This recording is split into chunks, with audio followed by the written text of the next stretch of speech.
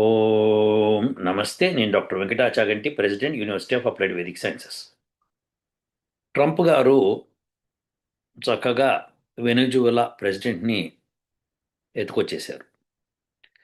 వాళ్ళ సైన్యం ఆయన్ని కిడ్నాప్ చేశారు, కరెక్ట్గా చెప్పాలంటే. కానీ అది కిడ్నాప్ అనకూడదు. ఎందుకు అనకూడదు? అసలు ట్రంప్ గారు సరి చేశారా, తప్పు చేశారా, ఏం చేశారు? అది ఆమోదయోగ్యమా కాదా? ఇది మనం ఒకసారి ఆలోచిద్దాము. అయితే మీకు వేదాలు చెప్పుకునే వాళ్ళు మీకెందుకండి ఈ రాజకీయాలు అన్నారనుకోండి, నెత్తి మీరు మొట్టికాయలు వేసేసేయండి ఫస్ట్, తర్వాత మాట్లాడదు. వేదంలో రాజకీయం కూడా ఉంది నాయన. మొత్తం రాజు ఎలా ఉండాలి, ఏం చేయాలి. మరి ఆయన రాజు కాదు కదా, ప్రెసిడెంట్ కదా అంటే, ప్రస్తుతం ఆయనకు అధికారం ఉంది కాబట్టి ఆయనే రాజు. ఎవరికి అధికారం ఉంటే వాళ్ళే రాజులు. ఆమోదయోగ్యం కాదా అవునా అన్నది ఉండదు. మిలిటరీ ఆపరేషన్స్లో రాజుకి పూర్తి అధికారాలు ఉంటాయి. సో ప్రెసిడెంట్కి పూర్తి అధికారాలు ఉంటాయి. సో అందుకని మనము రాజు కిందనే కన్సిడర్ చేయాలి. సరే, రాజ్యాధికారం ఎవరి చేతిలో ఉంటే వాళ్లే రాజు. సో ప్రెసిడెంట్ ట్రంప్ గురించి మాట్లాడే ముందు మన వేదాల్లో, మన ధర్మశాస్త్రంలో ఏం చెప్పారో తెలుసుకుంటే సరిపోతుంది.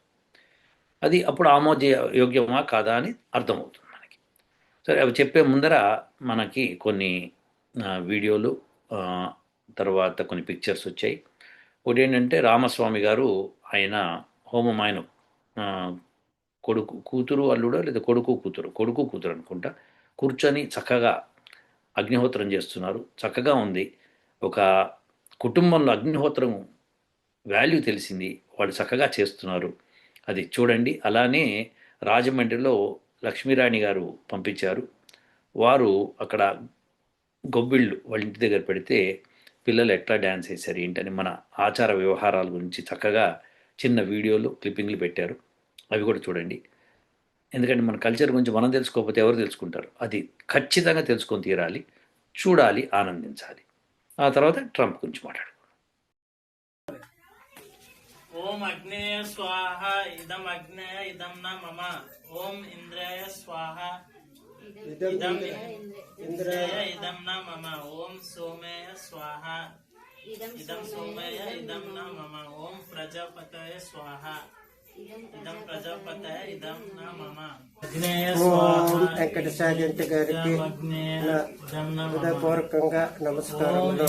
నా పేరు బి రామస్వామి, గంజం వర్ష. ఈరోజు నా మనవరాలు పుట్టినరోజు సందర్భంగా నా కొడుకు కోడలు సతీష్ లావణ్య హోమం కార్పిస్తున్నారు. మనవరాలు ఆరాధ్య వారి జీవితంలో ధర్మంగా జీవించాలని పరమాత్మ యొక్క మీ ఆశీర్వాదం ప్రసాదించాలని కోరుకుంటున్నాను. ఇంకా చాలా విషయాలు చెప్పాలి. ఈ వీడియో పెద్ద అయిపోతుంది కాబట్టి నేను మెసేజ్ రూపంలో పంపిస్తాను. ధన్యవాదాలు. వచ్చి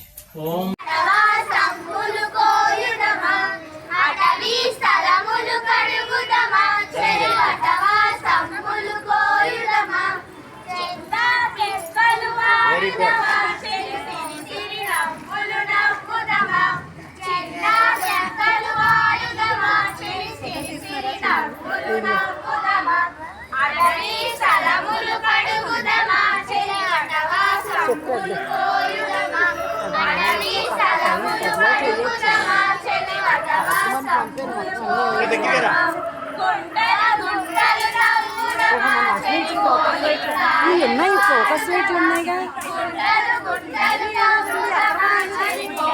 మనం ఇక్కడ ఉన్నాం.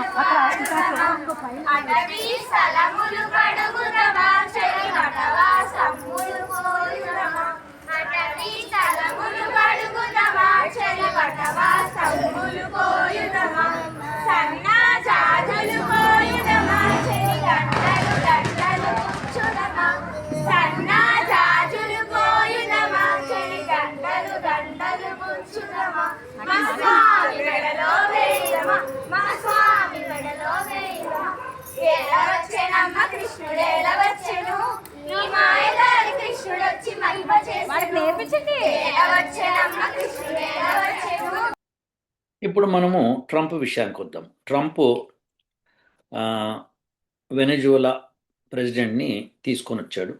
సైనికులు వెళ్ళి అక్కడున్న ఆయన యొక్క ఆ ప్రెసిడెంట్ యొక్క సలహా ఏమంటారంటే రక్షణ వ్యవస్థనంతా ఛేదించి వాళ్ళని ఆయన్ని తీసుకొచ్చారు.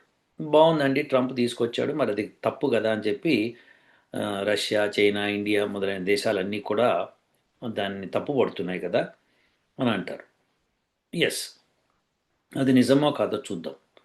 ఇప్పుడు మీకు నీళ్ళు వస్తున్నాయి ఇంట్లోకి, మున్సిపల్ వాటర్ వస్తుంది. ఆ మున్సిపల్ వాటర్లో కనుక దుర్గంధమైన వాటర్ వచ్చిందనుకోండి, మీరేం చేస్తారు? మీరు మున్సిపాలిటీ వాళ్ళకి ఇన్ఫామ్ చేస్తారు, ఇట్లా దుర్గంధమైన వాసన వస్తుంది, సో ఈ నీటిలో ఏదో కలిసింది, మీరు చూడాలి అని. సో ఇది మీరు చేసే పని. అదే ట్రంప్ కూడా ఫస్ట్ చేశాడు. ఆయన వెనజువలా ప్రెసిడెంట్తో చెప్పాడు, మీరు మా దేశానికి మాదక ద్రవ్యాలని అలానే అమ్మాయిల్ని చేరవేస్తున్నారు, దేనికోసం? వ్యభిచారం కోసం. అలానే క్రిమినల్ పర్సన్స్ని లోపలికి పంపిస్తున్నారు. సో ఇది మీరు తెలిసి చేస్తున్నారు, ఇది వెంటనే ఆపండి. ఆపకపోతే, మీరు దేశంలో కట్టడి చేయకపోతే కనుక మిమ్మల్ని శిక్షించవలసి వస్తుందని చెప్పేశాడు. చెబితే ఆయన పట్టించుకోలేదు. అయితే ఆ ప్రెసిడెంట్ అక్కడున్న ప్రజల్లో ఎలక్షన్కి వెళ్ళినప్పుడు బాగా రిగ్గించేసి భయభ్రాంతులను కావించి ఎన్నికయ్యాడు అని చెప్తున్నారు. సో అటువంటి వాడు 3 నెలల క్రితం, అంటే ఆగస్టులో అనుకుంటా, ఆగస్టులో 4-5 నెలల క్రితం ఆగస్టులో బయటకు వచ్చాడు. బయటకు వచ్చి అందరి ముందర, మొత్తము మీడియా ముందర, ప్రజల ముందర ప్రెసిడెంట్ ట్రంప్ని సవాల్ చేశాడు. నీకు చేతనైతే నన్ను పట్టుకెళ్ళు, నన్ను బంధించేయి నీకు చేతనైతే. నీకు చేత కాదు, ఎందుకు మాట్లాడుతున్నావు, మా దేశం మీద ఎందుకు పడుతున్నావు అని ప్రగల్భాలు పలికాడు. ఇలాంటి చోట మనం ప్రగల్భాలు పలకచ్చా పలకకూడదా ఇంపార్టెంట్. సో ట్రంప్ చెప్తున్న దాన్ని అతను వ్యతిరేకిస్తూ మేము ఇలానే చేస్తామన్నట్టుగా అలానే ఉన్నాడు తప్పితే తప్పకుండా మేము ఆపుతాము వీటిని అనే మాట మాట్లాడలేదు. పైగా అతను అపోజిషన్ లీడర్ ఎవరైతే ఉన్నారో ఆమెకి నోబెల్ ప్రైజ్ వచ్చింది, శాంతి బహుమతి. అది ట్రంప్కి అంకితం చేశారు. ఇది తర్వాత వెనజులాలో చాలా ఆయిల్ నిక్షేపాలు, తర్వాత లోహ నిక్షేపాలు ఉన్నాయి. వాటి అవన్నీ ట్రంప్కి కావాలి మరి. సో ఈ యొక్క బహానా పెట్టుకొని ఆయన వెనజులా మీదకి వెళ్ళాడు. అయితే అందరూ అంటారు, ఏమంటారంటే, మీ దేశంలోకి వస్తున్న వాళ్ళు మీ దేశంలో మీరే ఆపచ్చు కదా, ఆపేసి వాళ్ళని మీరు శిక్షించేయచ్చు కదా, అప్పుడు మీ దేశంలోకి ఎవరు రారు కదా, మీకు చేత కాలేదు, మీరు వాళ్ళని లోపలికి రానిచ్చేశారు, మీ వాళ్ళే ఎవరో కరప్ట్ అయ్యారు, అందుకే లోపలికి రానిచ్చారు, అప్పుడు మమ్మల్ని ఎందుకు అంటారు అని వెనజులా అధ్యక్షుడు అనొచ్చు. దానికి కూడా ట్రంప్ చెప్పాడు, మేము ఇక్కడ వాళ్ళని శిక్షిస్తాం ఎట్లన్నా, కానీ మీరు ఆపితే కదా. ఇప్పుడు నేను మున్సిపల్ వాటర్ కింద ఇందాక చెప్పాను, మీ ఇంట్లో నీళ్ళు వచ్చినాయి, మురికి నీళ్ళు, మీరే ఫిల్టర్ చేసుకోండి, మీ నీళ్ళు కదా, మీరే ఫిల్టర్ చేసుకోండి అని మున్సిపాలిటీ వాళ్ళు అన్నారు అనుకోండి, మీరేమంటారు? మేము డబ్బు కడుతున్నాం, మేము డబ్బు కట్టి నీళ్లు మేము తెచ్చుకుంటున్నాం, మీది బాధ్యత దాన్ని ఫిల్టర్ చేసి ఇవ్వడానికి, దానికోసమే మీరు వాటర్ మీటర్ పెట్టారు, ఆ వాటర్ మీటర్ ప్రకారం మేము ధనం ఇస్తున్నాం. ఇది మీరు చెప్పారు. అలానే ట్రంప్ కూడా వెనజులాకి చెప్పాడు, మీ దగ్గర నుంచి మేము అనేక వస్తువులు కొంటున్నాము, మీకు మాకు మధ్యలో చక్కటి వ్యాపార సంబంధాలు ఉన్నాయి, షెవ్రాన్ గ్యాస్ అనేది మేము అక్కడి నుంచే తీసుకొస్తున్నాం కదా, అలాంటప్పుడు మీరు ఇలా చేయడం తప్పు కదా, మాదక ద్రవ్యాల మూలంగా మా దేశం నిర్వీర్యం అయిపోతుంది, సో అలాంటివి చేయకండి అని చెప్పి చాలా మంచిగా చెప్పుకుంటూ వచ్చాడు సంవత్సరం నుంచి. అలా చెప్పినా చెప్పకపోయినా బలవంతుడు ట్రంప్. సో ఆ బలవంతుడు ఇలాంటి పని చేయవచ్చా, ఇది కరెక్టా, వేదం ప్రకారం ఏమిటి అన్నది మనం ఇప్పుడు డిస్కస్ చేస్తున్నాం. సో వేదంలో ఏం చెప్పారు, వేదం నుంచి తీసుకుని మనం మనధర్మ శాస్త్రము రాజధర్మం గురించి బ్రహ్మాండంగా చెప్పింది. వేదంలో అనేక మంత్రాలు ఉన్నాయి. సరే, ఆ మంత్రాలను బట్టి ఇక్కడ మనధర్మంలో రాశారు. దాన్ని మహర్షి దయానంద సరస్వతి తన షష్ఠ సముల్లాసము సచ్ఛాద ప్రకాశంలో, ఈ పుస్తకంలో సచ్ఛాద ప్రకాశం అన్న దానిలో షష్ఠ సముల్లాసంలో చక్కగా రాశాడు. రాసిన దానిలో కొన్ని పాయింట్స్ చెప్తాను నేను. ఒకటి, తన ఎల్ల ప్రజలు సేన మిక్కిలి ప్రసన్నులై యత్నశీలురు శ్రేష్ఠులై ఉన్నప్పుడు తాను కూడా అట్లే ఉన్నత స్థితి ఉండునట్టు తెలుసుకున్నప్పుడు శత్రువుతో యుద్ధము చేయవలెను. ఎప్పుడు మీరు ఈ గుర్తుపెట్టుకోవాలి, శత్రువులు లేకుండా ఉండనే ఉండదు ఏ రాజ్యం. ప్రతి రాజ్యానికి ఎక్కడో ఒకటి శత్రువులు ఉంటారు. సో ఎప్పుడైతే మనకి సైన్యం బాగుందో, ప్రజలు బాగున్నారో, రాజు నిర్ణయం తీసుకొని శత్రువుల మీద దండయాత్ర చెయ్యాలి అన్నది రూల్. అది ఆ రూల్ని మిస్ అవ్వటం అంటే ఆ రాజ్యం పడిపోతుంది అని గుర్తుపెట్టుకోండి. ఎప్పుడు కూడా శత్రువులు ఉంటారు, ఆ శత్రువుల్ని మనం అణచాలి. సో నెక్స్ట్ స్టెప్,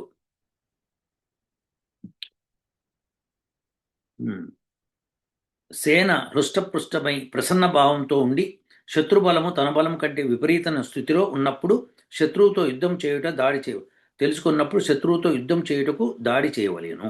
ఇక్కడ గుర్తుపెట్టుకోండి, సేన హృష్టపృష్టమై ప్రసన్న భావంతో ఉండి శత్రుబలము తన బలము కంటే విపరీత స్థితిలో ఉన్నప్పుడు, అంటే విపరీత స్థితిలో అంటే తక్కువగా ఉన్నప్పుడు తెలుసుకొని శత్రువుతో యుద్ధం చేయుట దాడి చేయవలేను.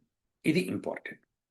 సేనాబలము వాహనములు క్షీణస్థితిలో ఉన్నప్పుడు నెమ్మదిగా ప్రయత్నించి శత్రువును శాంతపరచుచు తన స్థానం నందే ఉండవలేను.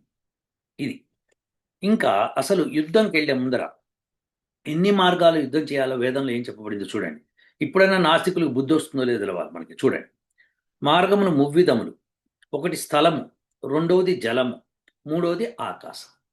ఇది 1870లో ఈయన రాశారండి పుస్తకాన్ని, 1870-80 మధ్యలో. అప్పటికి విమానం అంటే అప్పటికి తెలియదు.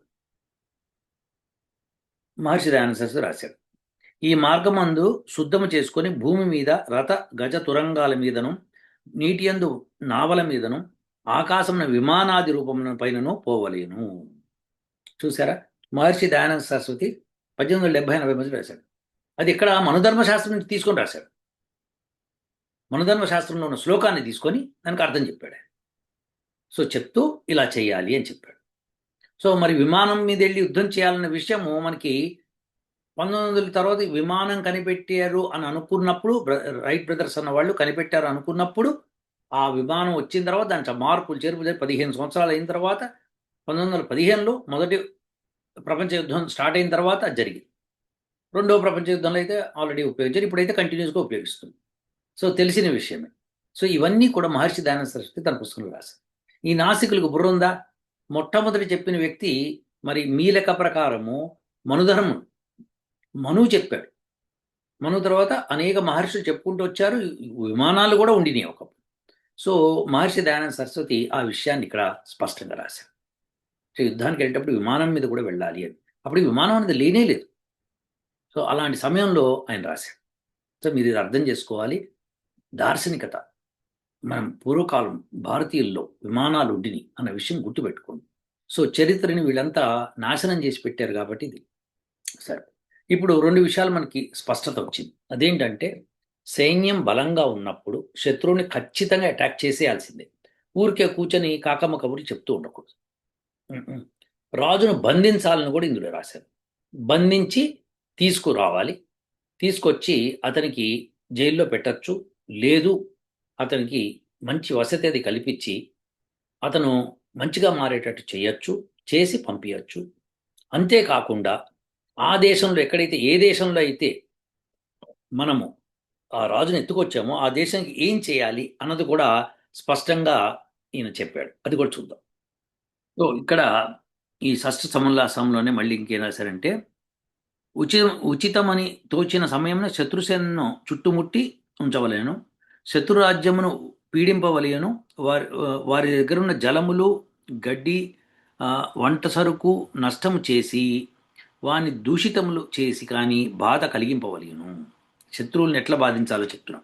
అంతేగాక శత్రువుల చెరువులను నగర ప్రాకారమును అగర్తనను చిన్న భిన్నము చేసి నష్టపరచవలేను. రాత్రి యందు వారికి భయము కలుగజేసి జయించుటకు తగిన ఉపాయం ఏర్పరచవలేను. సో ఇదే ట్రంప్ చేశాడు. రాత్రిపూట అటాక్ చేశాడు. అటాక్ చేసి భయంకరంగా బాంబులు విసిరి భయపెట్టేశాడు, భయభ్రాంతులు చేశాడు. మొత్తం చేసి శత్రువులను జయించి వారిచే ప్రమాణములు చేయించవలేను, వ్రాయించుకొనవలేను, ఉచితమని ఎంచినచో శత్రురాజ వంశస్థుణ్ణి ధార్మికుణ్ణి రాజుగా నియమింపవలెను. సో శత్రురాజ్యాన్ని జయించి ఊరికే నువ్వు ఆక్యుపై చేయకుండా అక్కడ ధార్మికుడైన వాడిని రాజుగా చేసి ఉంచవలేను.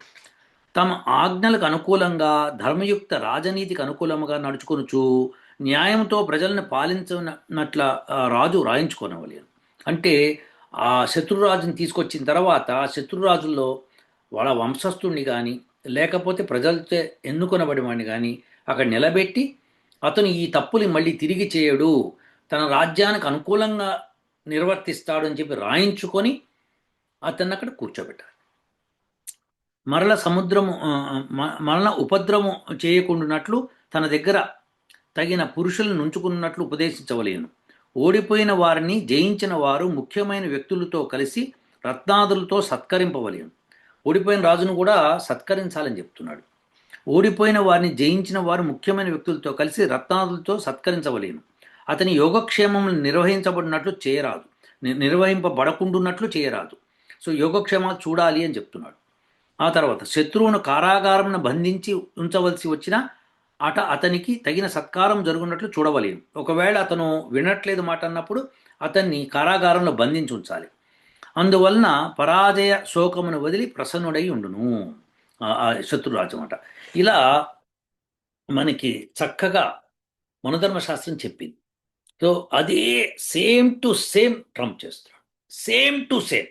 అందులో ఒక్క ఇసుమంతా కూడా తేడా లేకుండా చేశాడు. శత్రురాజుని తీసుకొచ్చాడు, బంధించి పెట్టాడు, అతని మీద విచారణ జరుగుతుంది. ఆ దేశాన్ని మేమే పరిపాలిస్తాం, మేమే అంటే మా చేతుల్లో ఉంటుంది, మేము చెప్పినట్టు నడుచుకుంటుంది. అక్కడ ఇప్పుడు ఎలక్షన్స్ నిర్వహించి అక్కడ ఒకళ్ళని ఎన్నిక చేసి వాళ్ళ చేత రాయించుకుంటాడు ట్రంప్. అదే ఇరాక్లో చేశాడు, అమెరికా అదే ఇరాక్లో కూడా చేసింది. ఏ దేశంలోకి వెళ్ళి కూర్చొని మేమే పాలిస్తాం అనకుండా వాళ్ళ చేతనే పరిపాలింపజేస్తూ మాకు కావలసినవి ఇవి అని చెప్పి రాయించుకొని తీసుకొచ్చుకుంటాం. అది ప్రతి దేశము చేయాలండి. ఎస్, శత్రురాజుల్ని ఓడించాలి. ఆ విషయంలో భారతదేశం ఏం చేస్తోంది? ఇప్పుడు ట్రంప్ చేసింది సరా కాదా మీరు నిర్ణయించండి. వేదశాస్త్రాలు అవే చెప్పినాయి, మనుధర్మశాస్త్రం అదే చెప్పింది, ట్రంప్ కూడా అదే చేశాడు. అది ఖచ్చితంగా అదే అమలుపరిచాడు. మీరు ఆపండి, లేకపోతే మేము వచ్చి మిమ్మల్ని బంధించవలసి వస్తుంది, మిమ్మల్ని జయించవలసి వస్తుందని చెప్పాడు. చెప్పినా వినట్లేదు. విన్నారో వినలేదు అని చెప్ప ఉండొచ్చు, ఏదైనా చేయొచ్చు బలవంతుడు. సో అలాంటి బలవంతుడితో స్నేహం చేసి ఉండాలి, కానీ గొడవలు తెచ్చుకోకూడదు ఎట్టి పరిస్థితుల్లో. సో ఇది వెనుజులా ప్రెసిడెంట్ చేసిన మొట్టమొదటి తప్పు. ఇదివరకు కూడా క్యూబా ప్రెసిడెంట్ని కూడా అట్లానే ఎత్తుకెళ్దామని అమెరికా గవర్నమెంట్ చాలా ప్రయత్నం చేసింది, సక్సెస్ఫుల్ కాలేదు. ఇక్కడ మటుకు సక్సెస్ఫుల్ అయింది, చాలా చక్కగా చేశారు. ఇప్పుడు నెక్స్ట్ ఎవరిని ఎత్తుకెళ్తారో తెలియదు. మా దేశానికి అగెయిన్స్ట్గా ఉంటే, మా దేశంలో మాదక ద్రవ్యాన్ని తీసుకొస్తున్నారు, మీ యొక్క వ్యభిచారాన్ని మా దేశం నడుపుతున్నారు, అలానే ఇక్కడున్న అమ్మాయిలను అక్కడ తీసుకెళ్తున్నారు, ఇలాంటివన్నీ చేస్తున్నారు, కాబట్టి మీ మీద మేము దండయాత్ర చేస్తున్నాం, మీరు కంట్రోల్ చేయలేకపోతున్నారు, మేమే కంట్రోల్ చేయాల్సిన పరిస్థితి ఉంది అని చెప్పి ట్రంప్ చెప్పి అవి చేస్తున్నాడు. మనుధర్మశాస్త్రం ఎలా చెప్పిందో ఎగ్జాక్ట్లీ అలా చేస్తాడు. ఇక అది మనకి తప్పనిపించవచ్చు, మనకి మంచిగా అనిపించకపోవచ్చు. ఏంటి ప్రపంచం అంతా పోలీసింగ్ చేస్తారా అనొచ్చు. మీరు బలంగా తయారవ్వండి. ఎస్, మీరు కూడా బలంగా తయారవ్వండి. అంటే ఏ దేశం అనుకుంటుందో ఆ దేశం బలంగా తయారవ్వాలి. భారతదేశం ఇప్పుడు భారతదేశము బంగ్లాదేశ్ పాకిస్తాన్తో ఇబ్బంది పడుతోంది, కానీ యుద్ధం చేయట్లేదు. ఏమనంటే మోడీ యుద్ధ సమయం కాదు అని సాగదీస్తున్నాడు, తప్పు చేస్తున్నాడు Modi garu. Yes, he's doing wrong. Modi garu యుద్ధం చేయాలి బంగ్లాదేశ్తో, పాకిస్తాన్తో చేసి తీరాలి. దేశము $4 ట్రిలియన్ వచ్చేసింది మాది అని చెప్పుకుంటున్నాడు కదా. చెప్పుకున్నప్పుడు భయం ఎందుకు? ఆ బంగ్లాదేశు అట్టడుగునుంది, పాకిస్తాను అట్టడుగునుంది, ఈ రెండు దేశాలు అట్టడుగునున్నప్పుడు వాటితో యుద్ధం చేయడానికి ఏమైంది? పైగా భారతదేశ సైన్య బలం చాలా ఎక్కువ. ఎంత ఎక్కువ అంటే అంత ఎక్కువ. వాళ్ళ కెపాసిటీ కూడా చాలా ఎక్కువ. మనం తలుచుకుంటే 15 రోజుల్లో బంగ్లాదేశ్ని, పాకిస్తాన్ని మూసేయచ్చు. ఎస్, చేయొచ్చు, చెయ్యాలి కూడా.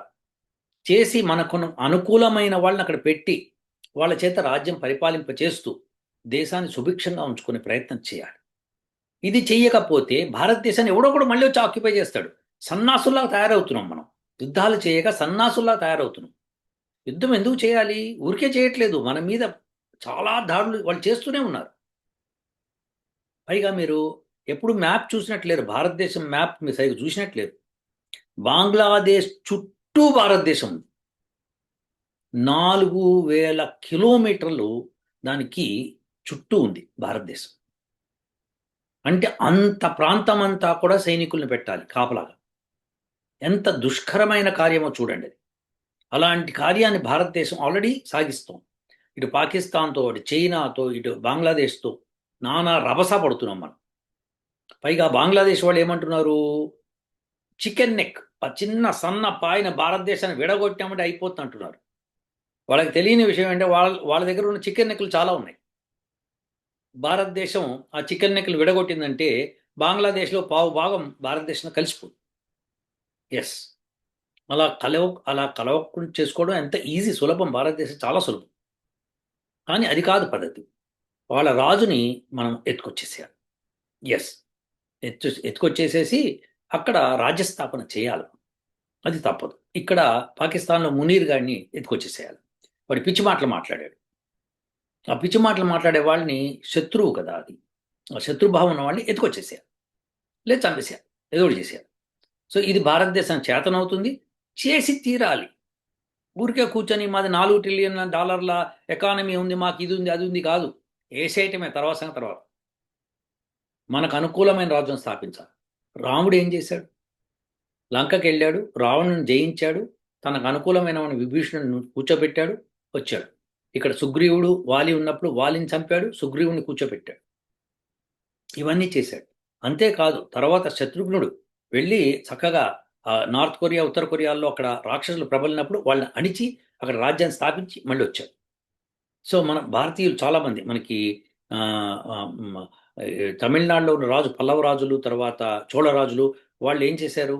వాళ్ళు ఇటు సముద్రయానంలో వెళ్ళి ఆ చైనా సైనికులు ఓడగొట్టి అక్కడ సింగపూరు, మలేషియా ఈ ప్రాంతాలన్నింటిలోనూ సుభిక్షమైన రాజ్యాన్ని స్థాపించారు. ఎస్, ఇవన్నీ చేశారు. సో అలాంటి మన భారతదేశము ఇప్పుడు అదే చేయాలి. ఏమైపోతున్నది? పక్కన ఇరాను, ఆ పక్కన ఇటు పాకిస్తాను, ఇటు పక్కన ఆఫ్ఘనిస్తాను, ఇటు పక్కన బంగ్లాదేశు, ఎంత కొరకరాని కొయ్యలా తయారవుతున్నాయి. అలాంటి వాడిని మనం అణచాలి.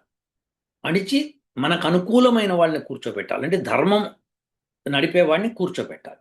నీ దేశంలో ప్రజలను సుభిక్షంగా చూసుకో అని చెప్పి చేయాలి. నేను ఇక్కడ వాటర్ కట్ చేసినా, ఇక్కడ అది కట్ చేసినా, ఇది కట్ చేసినా, సొల్లు కబుర్లు చెప్తున్నాడు మోడీ. ఇది వేస్ట్. ఇలా కాదు. ట్రంప్ లాగా, కింగ్ లాగా ఉండాలి. ట్రంప్ కరెక్ట్ చేశాడా తప్పు చేశాడా తర్వాత సంగతి. ఫస్ట్ ఆఫ్ ఆల్ బలం ఉన్నవాడు చేసే పని అది. ఆ బలవంతుడు చేసే పనిని ఎదుర్కొనాలి అంటే కనుక బలవంతుడితో స్నేహంగా ఉండాలి. ఇది most important decision that you have to take. బలవంతుడితో గొడవలు పడకూడదు. సో ఇవి మనం గమనించాలి. మోడీ గారు అటు బంగ్లాదేశ్ని, ఇటు పాకిస్తాన్ని అన్నా నువ్వు చూపించిన దోవ అని చెప్పుకుంటూ ట్రంప్కి చెప్పుకుంటూ వీళ్ళు ఎత్తుకొచ్చుకోవాలి. ఇప్పుడు చూడండి, ట్రంప్ ఎందుకు ఇలా చేశాడో, ఎందుకు భారతదేశం మీద 50% ట్యాక్స్ పెడుతున్నాడో మీరు ఒకసారి ఆలోచించండి. ఆయన సంవత్సరం నుంచి వెనజులా మీద కన్నేసి ఉంచాడు. వెనజులాలో ఉన్న ఆయిల్ నిక్షేపాలు ప్రపంచంలో అందరికంటే ఎక్కువ వాళ్ళ దగ్గర. సో ఇప్పుడు భారతదేశాన్ని రష్యా నుంచి కొనొద్దు అని ఆంక్షలు పెడుతున్నాడు. ఓ పక్కన రష్యా ఉక్రెయిన్ మైత్రి అంటున్నాడు. ఇక్కడ ఆంక్షలు పెట్టడం మూలంగా ఇండియా కొనకపోతే ఎక్కడి నుంచి కొనాలి? ఇగో ఈ వెనజులాని ఆక్యుపై చేశాను, దానిలో ఉన్న ఆయిల్ నీకు సప్లై చేస్తా, నువ్వు కొను. ఇది ట్రంప్ చేయదలుచుకున్నది. ఇది సింపుల్ విషయం అన్నమాట. సో ఇదంతా కూడా మన మనధర్మ శాస్త్రంలో చక్కగా రాశారండి. ఎస్, రాజు బలవంతుడు అవ్వాలి, సైనికుల్ని బలవంతులుగా చెయ్యాలి, ప్రజల్ని బలవంతులుగా చేయాలి, యుద్ధానికి వెళ్ళాలి. యుద్ధానికి వెళ్ళకపోతే దేశం ఎప్పుడూ కూడా ముందుకు అడుగు వేయదు. ఊరికే యుద్ధానికి వెళ్ళటలేదు, ధర్మయుక్తంగా మన దేశం మీద అధర్మయుక్తంగా వాళ్ళు టెర్రరిస్టులను వాళ్ళని పంపిస్తూ మన దేశంలో అల్లకల్లోలం చేయాలనుకోవడము, మన దేశం నోట్లను వాళ్ళు పబ్లిష్ చేసి వాళ్ళు వాటిని మళ్ళీ మనకే సరఫరా చేసి మనలో అరాచకత్వం పెరగాలని ప్రయత్నం చేస్తున్నారు చూడండి. అలాంటి వాళ్ళని అణిచి తీరవాలి. మోడీ కనుక ముందుకు వెళ్ళకపోతే ట్రంప్ లాగా ముందుకు వెళ్ళాలి, ధైర్యం చేయాలి. అది కదా లక్షణం, రాజు లక్షణం అది. ఆ ధైర్యం మోడీకి లేదు. ఉమ్మ్. మీరు ఏమైనా చెప్పండి, రామాలయాలు కట్టుకుంటా భజన చేసుకుంటా, ఇది ఆయన చేసే పని. అది కాదు, యుద్ధం చేయాలి. రాజు అన్నవాడు యుద్ధం చేయాలి, భయపెట్టాలి. భయపెట్టే కార్యక్రమాలు ఏం చేస్తలేడు ఆయన. కనీసం శత్రువు చేసామని భయపెట్టట్లేదు ఆయన. సింధూర్, ఆపరేషన్ సింధూర్ మేము చేసామని గొప్పగా మీడియా అంతా చెప్తున్నారు, కానీ సరిపోదు. అది భయం కలగాలి. 70లో ఇందిరాగాంధీ చేసింది. భయపడిపోయారు.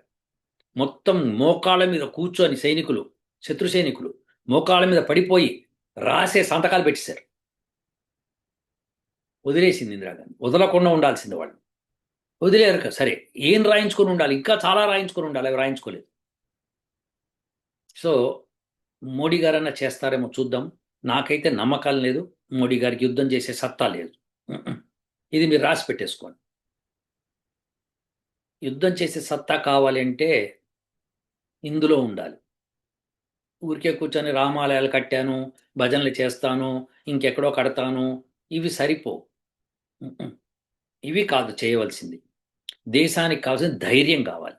నిజంగా హిందుత్వ కావాలి అంటే గనక మొత్తం ఢిల్లీ అంతా పొల్యూషన్ పోగొట్టేట్టుగా మేము యజ్ఞాలు చేస్తామన్నాం. దానికి సమ్మతించండి. ధైర్యం చేయండి మోడీ గారు. ఇది మోడీ గారిని నేను డైరెక్ట్గా చెప్తున్నాను. పిరికి పందలాగా ఉండకండి. మీరు హిందుత్వం మాట్లాడే ముందు రామాలయం కట్టారు అయోధ్యలో. రాముడి యజ్ఞాన్ని కాపాడడానికి మొట్టమొదటి స్టెప్ అయింది, ప్రయాణం అక్కడ జరిగింది. యజ్ఞం యొక్క ఇంపార్టెన్స్ రాముడు చెప్పాడు. మీరందరూ కూడా అర్థం చేసుకోండి. చేసి దేశాన్ని సుభిక్షం చేద్దాం. రండి ముందుకు. సో ట్రంప్ చేసింది కరెక్టా కాదా మీరు నిర్ణయించండి, కామెంట్లో పెట్టండి. ఉంటానండి. ఓ